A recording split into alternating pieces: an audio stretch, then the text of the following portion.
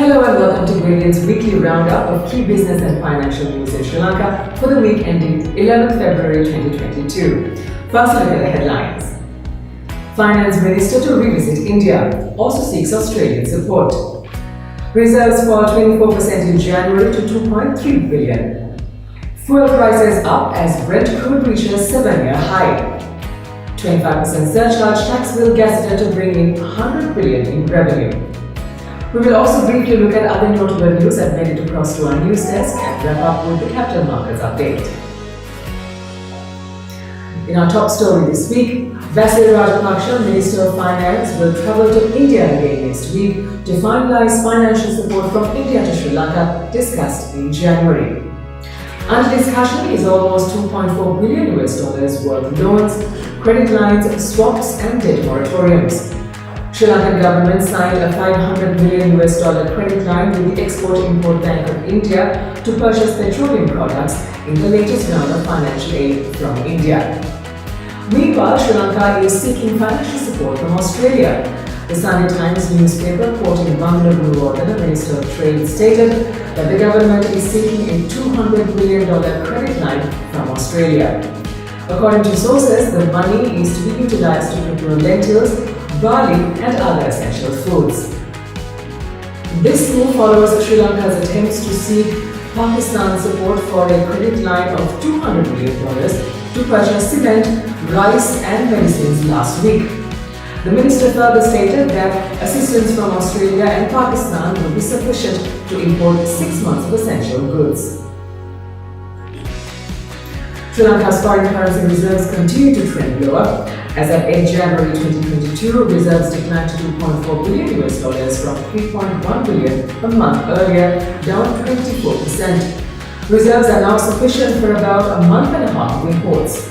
The central bank continued to sell the country's gold reserves in a bid to boost foreign reserves.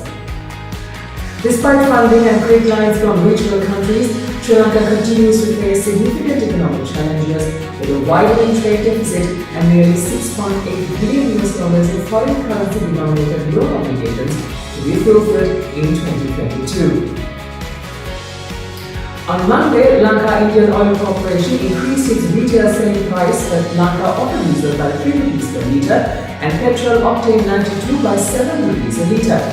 Significant increases in Brent Crude oil prices from $72 to $92 per barrel since the last price revision in December 2021 was cited as a reason for upward price revision.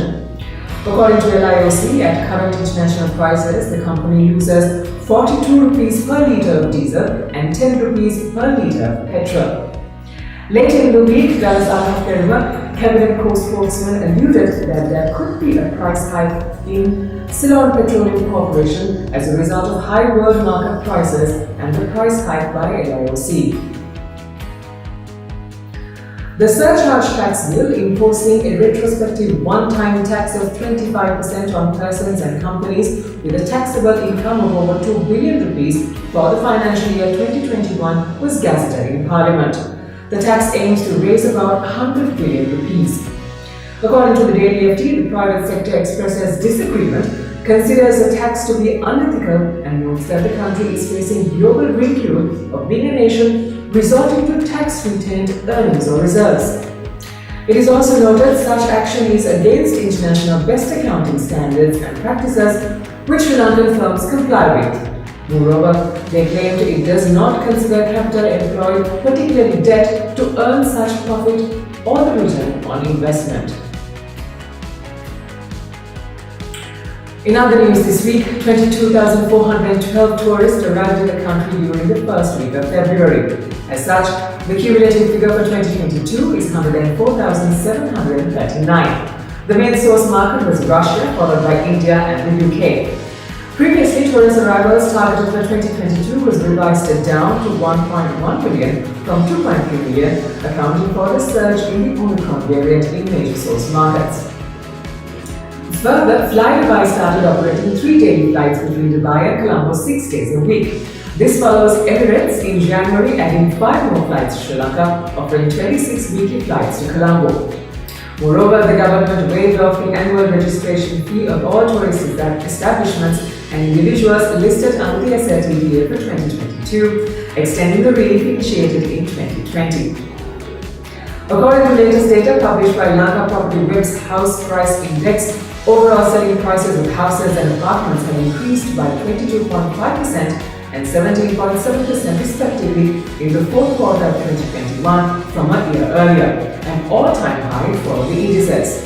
A growing trend of vertical living in urban areas and increasing construction costs were cited as reasons for the rise in prices. However, residential land prices in the Western Province, excluding Colombo, declined 17.3%, while prices in the Central Province and Southern Province grew 22.6% and 19.4% respectively. Land prices in the Colombo city increased 3.5% year-on-year, whilst those in the Northern Province grew a significant 45.1%. Sri Lanka's much-heralded cinnamon industry received a boost, with the European Union Commission granting geographical indication certification status to Ceylon cinnamon.